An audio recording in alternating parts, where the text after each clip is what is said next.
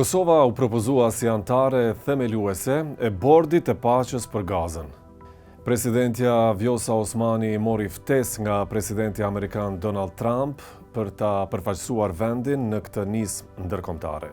Jam thellësisht e nderuar nga ftesa personale e presidentit Trump për të përfaqësuar Republikën e Kosovës në Bordin e Paqes, si antare themeluese, krah për krah me SBA-n në misionin për një botë më të sigurt.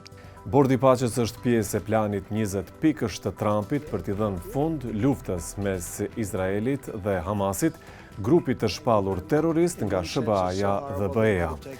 Bordi pritet të mbikëqyrë përkohësisht administrimin e Gazës së shkatruar nga lufta dhe të menaxhojë rindërtimin e saj. Sipas shtëpisë së bardhë, ai do të përbëhet nga lider botror dhe do të drejtohet nga presidenti Trump.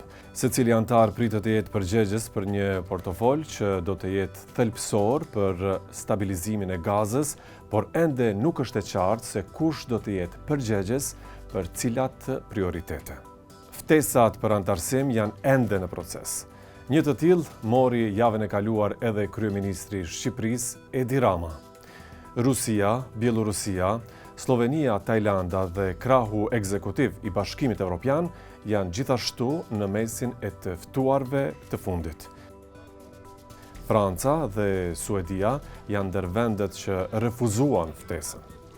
Lista zyrtare e antarëve pritet të shpallet këto ditë me shumë gjasa gjatë takimit të Forumit Ekonomik Botror që po mbahet në Davos të Zvicrës. Raportohet se Trump kërkon që shtetet të paguajnë $1 miliard për antarësim të përhershëm në Bordin e Paqes, ndërsa ato që nuk paguajnë do të kenë një mandat 3 vjeçar. Presidenca e Kosovës tha se një pagesë e tillë nuk I është kërkuar.